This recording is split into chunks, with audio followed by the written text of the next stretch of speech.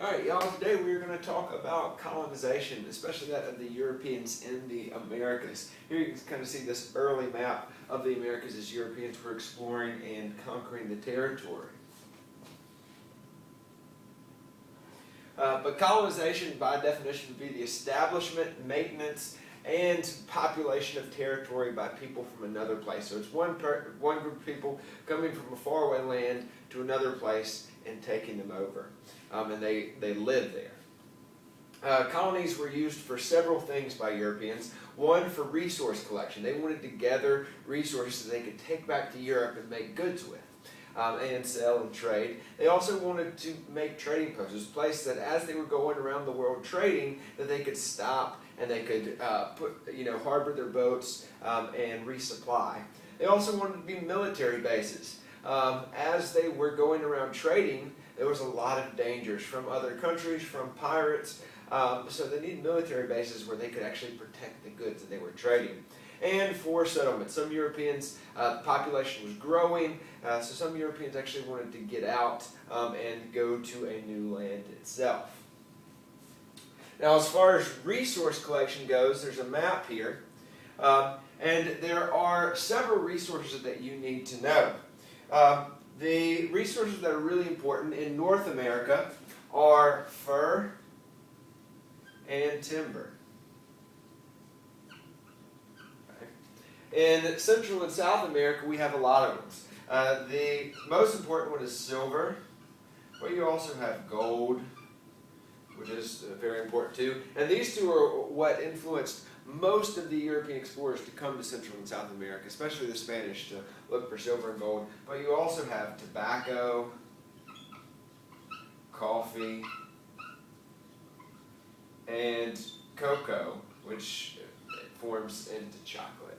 But these are kind of the big resources there. In Africa, you mostly have slaves. That's the biggest thing that they got from Africa. But also ivory and jewels and things like that. In India, you have mostly coffee. I'm sorry, not coffee, cotton. In Indonesia, you have mostly spices. And in China, you have silk, still very important, rice, and tea. So these are the big ones that you need to know.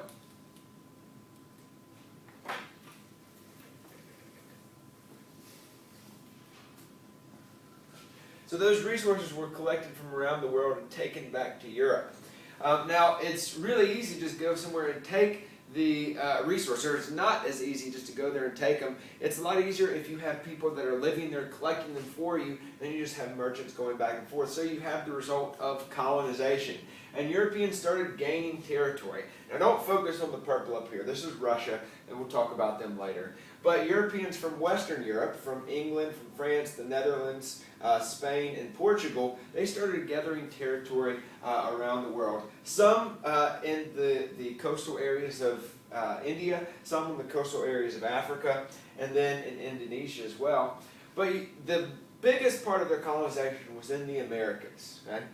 Taking over the American territories. And you have to be familiar with the territories that were conquered in the Americas. All right? The green here is French territory. The pink here and here is English territory. All of the yellow is Spanish. And then here, this green is Portuguese. Now, when they were actually conquering, the Spanish and the Portuguese got into a lot of fights over territory. So they drew a line down, basically straight down, and they called it the Treaty of Tordesillas, where they said everything on this side of the line Spain was going to get, everything on this side of the line Portugal was going to get.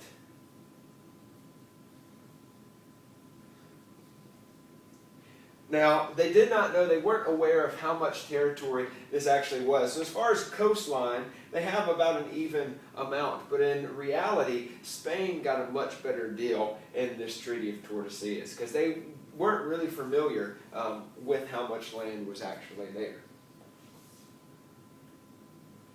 So the Spanish are sort of biggest colonizers of the Europeans during the pre-modern period. And there were two really important colonizers. The first one was Hernan Cortez. Now he led 600 conquistadors, and a conquistador is a Spanish conqueror. And he took over the Aztecs, who were led by Montezuma.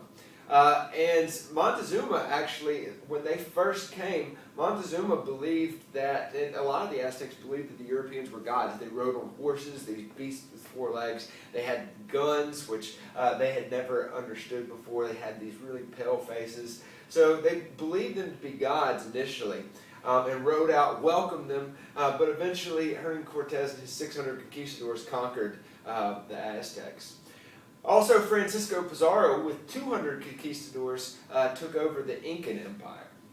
Now, how might you say that 600 and 200 men might conquer these big, well-established empires? And there are 3 reasons how they were able to do that. One is diseases, such as the measles, smallpox, the flu. They wiped out Native American populations because Native Americans had never been exposed to European diseases, so they were very susceptible, and it killed a lot of them. Also, divide and conquer. Europeans would turn Native Americans against each other and use the Native Americans to help them fight. So there were 600 conquistadors that took over the Aztecs, but there probably would have been a lot more of the Native Americans that fought with them. And then also they had guns, which is a very advanced weaponry, much more advanced than any of the Native Americans had. Now, as the Spanish conquered, they created something called the encomienda system. And this is basically a hierarchy in the Spanish colonies. You have the viceroys, which are the governors, the rulers that come from Spain to rule. Then you have the peninsulares. These are Spanish people who are coming from Spain and controlling the colony. They are taking charge of the colony. But they are going to listen to the viceroy. Then you have the Creoles, which are born in the Americas to Spanish parents. So they're Spanish, but they were born in the Americas. And they weren't quite as high as the people that were actually born in Spain. Then you have the mestizos, which are European and Native American, which have a European and Native American parent. And then the mulattoes, which have a European and African parent. And then at the bottom would be Native Americans and Africans. So this hierarchy develops, and the people at the bottom are going to be doing a lot of hard labor. So getting to that hard labor, slavery is going to develop. Now, Europeans are going to initially force Native Americans into slavery. These are ones that didn't die from disease, of course, because a lot of them were dying from disease. You don't make much of a good worker if you're sick all the time. So the natives that didn't die were forced into slavery. Now the Spanish used a couple ways to actually get them to do that. One is, especially in the Inca Empire, they used the idea of mita. And mita is the Incan idea where the king could tell a person to work for a certain portion of the year to build roads, to build defensive walls, to build irrigation systems, anything like that. So the Spanish has adopted that, but they required much more time. In fact, pretty much all of the Native Americans' time for slavery. And when they started slavery, they developed things called plantations, or to the Spanish would be a hacienda. And these are large estates, very large plots of land that would be owned by a single person or family. And they did a lot of resource collection or growing crops so that they could be shipped back to Europe. One, they might have mined for silver. This was a big resource coming out of Central and South America. And so there's a lot of mining for silver. They also grew crops, what would be called a monoculture. It would grow coffee or sugar or tobacco, things that they could grow a lot of on a large plot of land and then sell it back to Europe to make money. And when they are doing that, it's called a cash crop. A cash crop is not used to survive. You're not growing your food so that you can get through the winter, you are making a cash crop, something you can sell for profit. And generally cash crops would have been monocultures, a single crop that is grown over a very large space. And these monocultures did cause environmental damage because you're clearing out forests, things like that, to grow one single crop.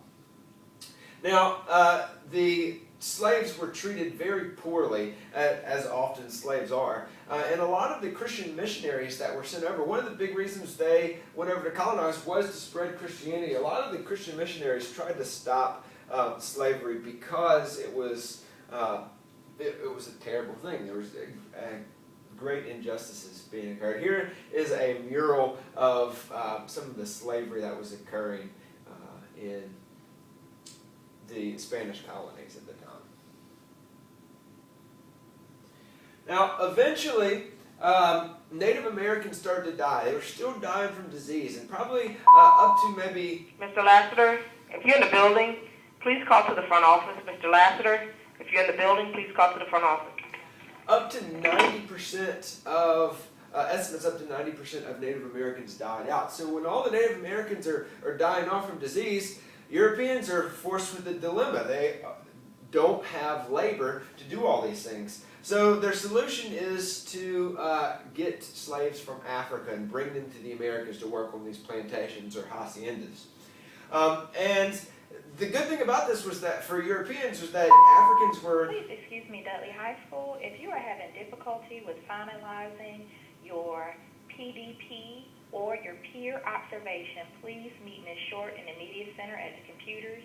I repeat, if you are having difficulty finalizing your PDP or your peer evaluation, please meet Ms. Short in the Media Center immediately. I will only be in there for about 30 minutes. Thank you. African slaves had interacted, or Africans in general had interacted with Europeans for years, and they had been introduced to European diseases, so they weren't susceptible to dying from European diseases. So they didn't die off like the Native Americans did. Now, initially, these slaves were bought from Africa. They were bought from other Africans who had captured them, or prisoners of African tribes. But eventually, the Europeans started capturing Africans for themselves. They started going there, capturing them, and then taking them back.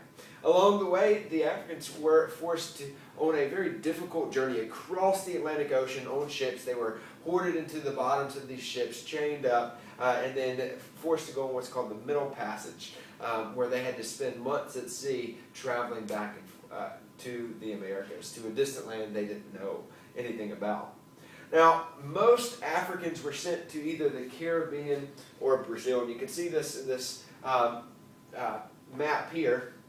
Most of them come from West Africa. A few of them come from East Africa. Most of them come from West Africa and go to Brazil or the Caribbean. Now, here is where the majority of them were. And in the places where most of them are, the Brazil and the Caribbean, this is where the African slaves are treated the worst and experience the most suffering.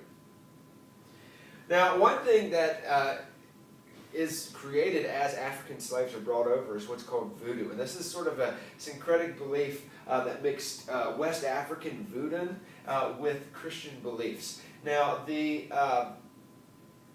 Africans weren't exactly allowed to practice their traditional beliefs, but so they actually mixed in some Christian beliefs so they could still get away with practicing. And this is sort of the idea if we have the voodoo doll where you can poke it, but a lot of sort of magic and superstitions going along with this religion. Now, in North America, the colonization was a little bit different than in Central and South America. They did not, in North America, the English and the French did not force natives into slavery. Now, they took their land and they pushed them off of their land, but they didn't force them into slavery. And the biggest reason for that, one of the reasons is England and France, one of the reasons they used to go over and colonize was called the Black Legend. The fact that Spanish are treating the natives so poorly that the English need to come over there and treat them better. Not exactly true, but they didn't force them into slavery. They took their land. And another reason was that a lot of poor Europeans, English and French, wanted to come to the New World and work, but they couldn't. There was all this opportunity for them to make money, make a life for themselves that they couldn't do in Europe. but they couldn't afford the journey over there. So what they do is they'd sell themselves as indentured servants to pay for their journey to the New World. They would serve the colony for a given number of years. And after they served that number of years as an indentured servant, then they could go off and do their own thing.